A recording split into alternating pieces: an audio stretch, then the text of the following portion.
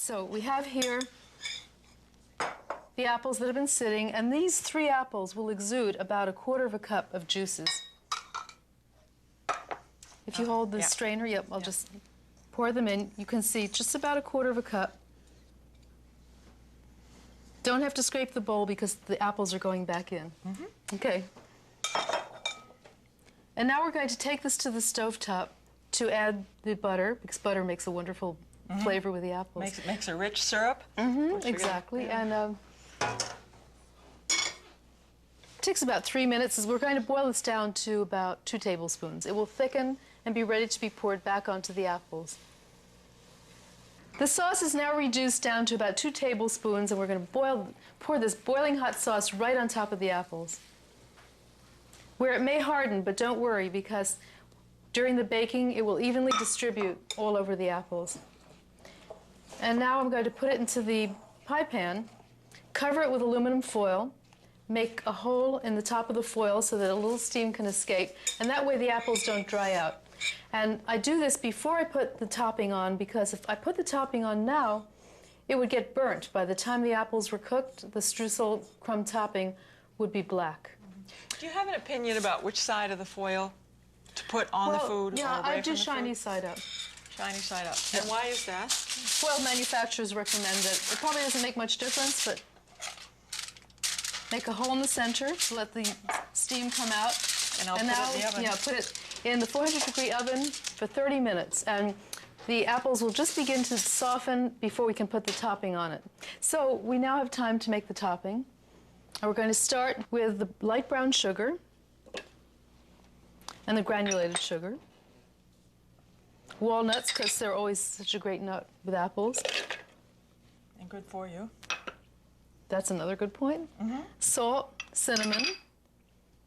And at this moment, we're just going to process with pulsing it until the nuts are coarsely chopped, because it's going to continue being processed a little after we add the flour and the butter. Coarse pieces, this all-purpose flour, butter. Now, I see you're putting in soft butter. Does it matter whether it's soft or cold? Well, that's a good point, because if you put the butter in hard, it's much easier to make the little clumps that we're going to do. I'm putting in vanilla, but kitchens are usually soft. I mean, they're warm, and the butter softens very quickly. And if you put it in melted, you get even a crisper top. So you just then have to put it in a refrigerator for a short time, or even the freezer, and that firms it up. We have one that's already been baked ahead of time, so Susan, if you can go and bring that, we'll be able to put the topping on it.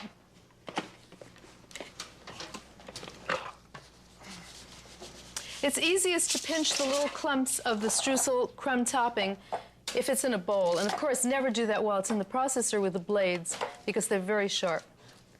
Okay, and now basically you could put it on just like it is now, but if you can uncover it, if you like the little clumps, just pinch together and make them, and then they're coarser.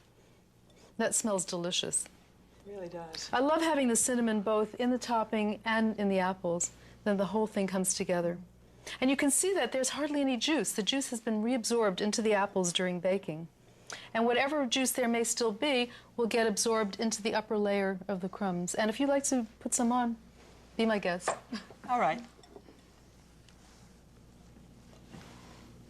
Cover the entire top. In fact, some people like a lot of topping, and some people like to see the apples peeking through, so it's really personal preference. If you have any left over, you can put it in the freezer. It will be there for months. In fact, you can use it to top cupcakes. That's fine.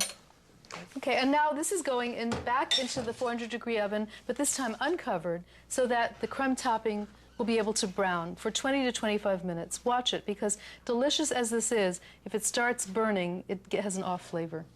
Okay.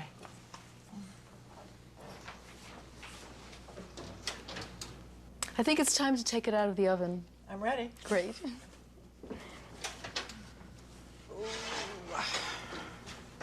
These are great gloves. I usually let these warm down a little, but since we can't wait to taste your apples, let's try them right now. Could I have one of the hot holders? Absolutely. Thank you. Okay, just spoon it onto the plate to serve. You can see it's really juicy and luscious. And I like to top it with some creme fraiche or a little bit of whipped cream. Yummy. Let's be generous. And it's even nice to just pour some heavy cream around the plate if you like that too. Because the cold against the warm apples is what's so delicious. Not bad. Your apples are fantastic. Thank you. Thank you so much for letting us use your kitchen. My pleasure. So don't forget to cook with apples, especially if you're as lucky as I am today here at Allison's Orchard in Walpole, New Hampshire. This is Rose Levy Beranbaum with Baking Magic.